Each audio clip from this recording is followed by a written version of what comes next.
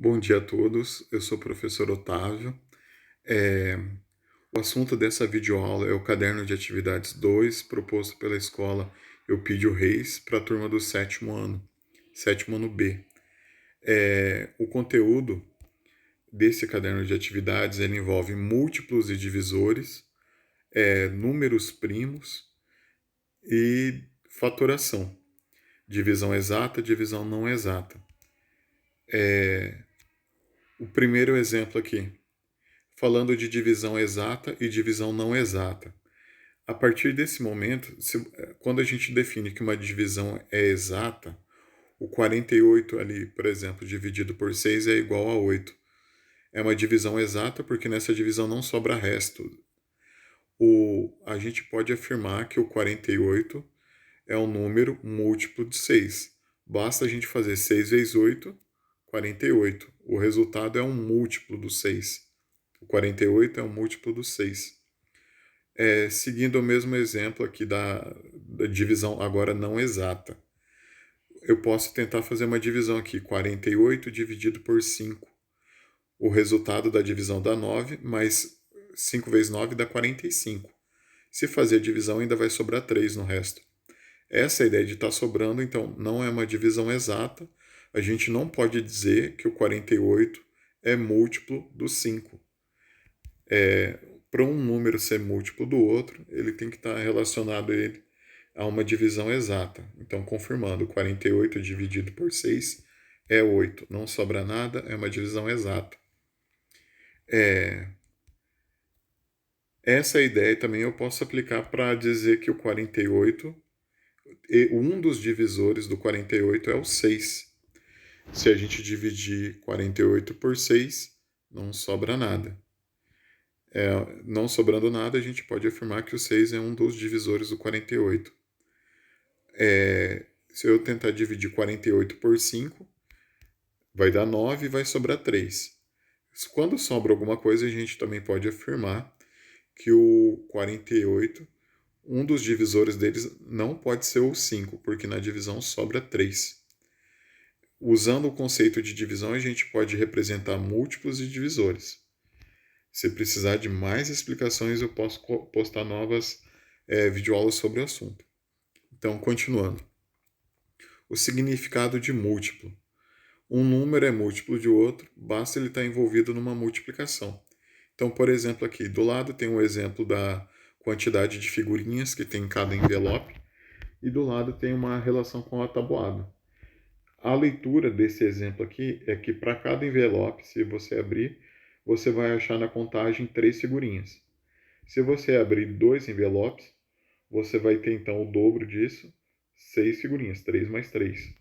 Se você abrir 3 envelopes, ao todo 9 figurinhas, 3 em cada um. 4 envelopes, 4 vezes 3, ao todo então 12 figurinhas. 5 envelopes, 5 vezes 3, 15. 15 figurinhas ao todo. Para continuar aqui, a próxima página tem o 180 como exemplo. Aqui a gente utiliza a ideia de fatoração. O 180 pode ser representado com uma multiplicação de fatores primos. Por exemplo, no começo, 180 é igual a 2 vezes 90. Pelo menos o 2 eu sei que é um número primo. O número primo, por definição, ele tem dois divisores, o 1 e ele mesmo.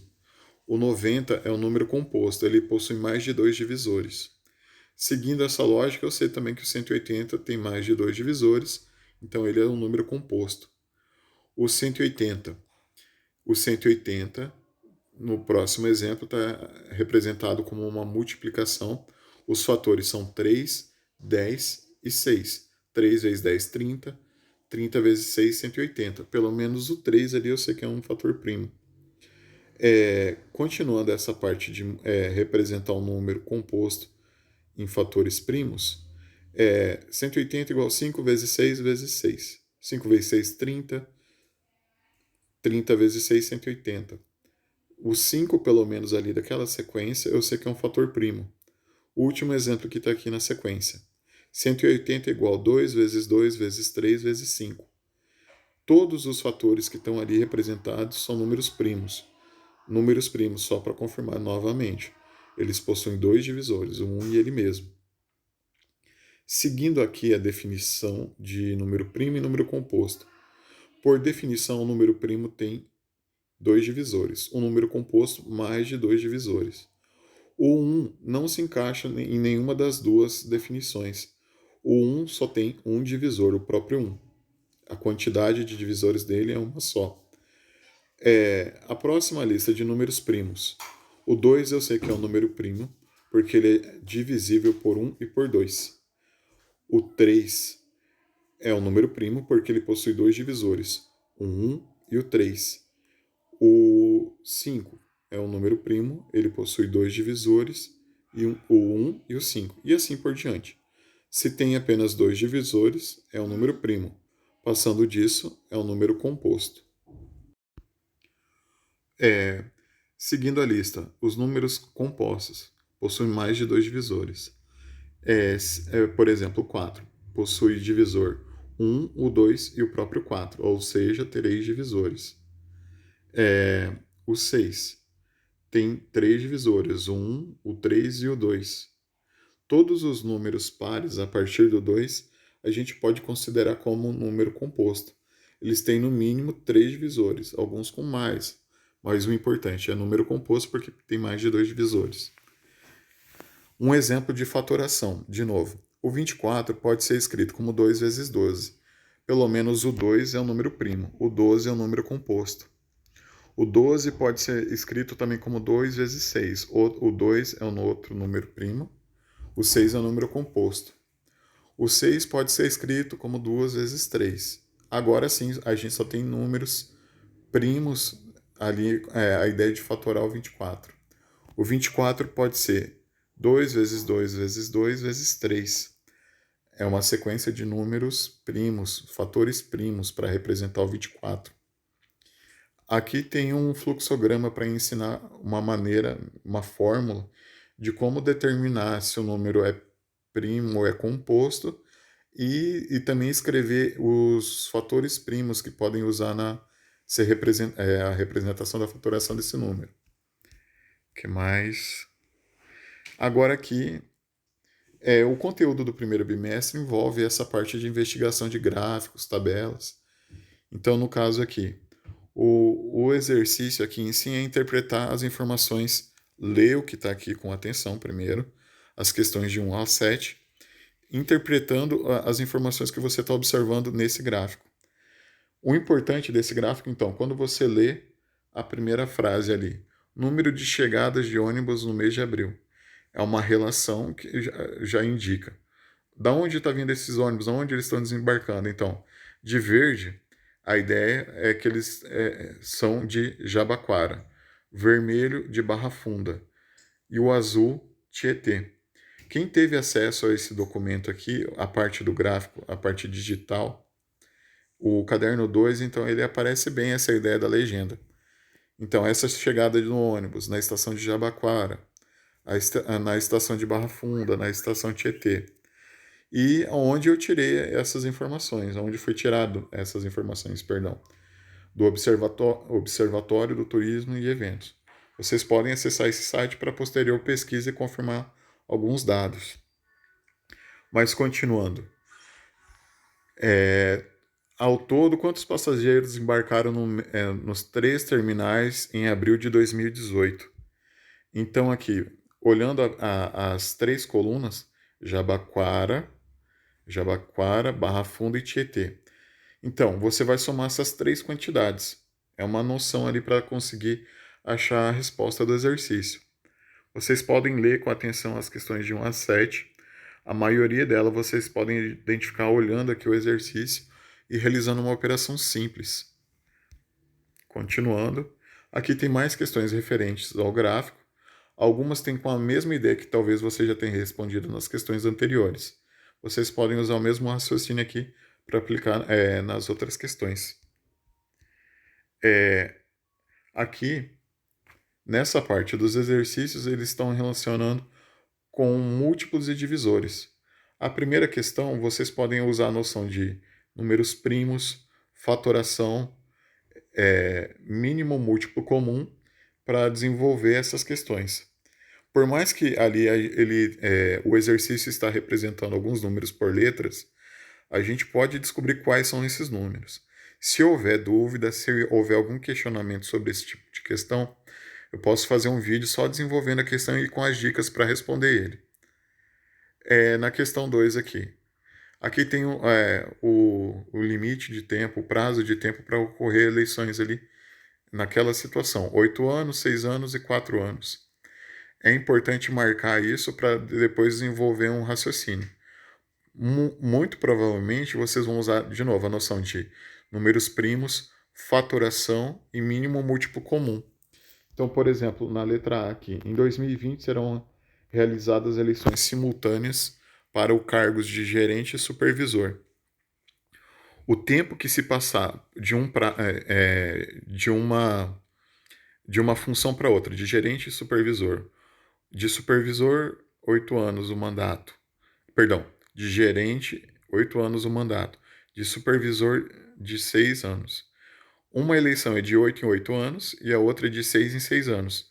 Vocês têm que verificar quando elas vão acontecer novamente, ao mesmo tempo, e verificar se é no ano de 2020. Vocês vão utilizar esse raciocínio para comparar em todos os itens, o B, o C, o D e o E. De novo, a ideia principal desse exercício é comparar o tempo o intervalo de tempo, perdão, para cada eleição. De 8 em 8 anos, de 6 em 6 anos, a cada 4 em 4 anos. Vocês vão verificar quando elas coincidem, de acordo com cada item. A questão 3 aqui. Por exemplo, eu já fiz a leitura da questão 3. Eu sei que é importante confirmar o seguinte. São 10 mesas de convidados. A primeira situação, eles podem estar organizados de 6 em 6 em cada mesa, ou a segunda situação de 7 em 7. Só que a explicação, ele coloca mais uma informação no exercício, dizendo que no mínimo são 10 mesas para comportar todos os convidados, todas as pessoas. Não pode passar de 120. Eu já posso ter uma noção assim. Por exemplo, 10 mesas com 6 pessoas. São 60. 10 mesas com 7 pessoas. O resultado é 70. Então a gente já tem uma comparação de 60 e 70. Esses dois números, vamos lá, eles são menores que 120, mas a quantidade não é igual. A ideia é descobrir uma quantidade igual para as duas condições, de organizar as pessoas de 6 em 6 nas mesas ou de 7 em 7 nas mesas. A questão 3, de novo, mínimo múltiplo comum. A gente vai olhar o intervalo de tempo de cada um e conferir quando eles vão coincidir. A dica é usar fatoração, números primos, e o mínimo múltiplo comum.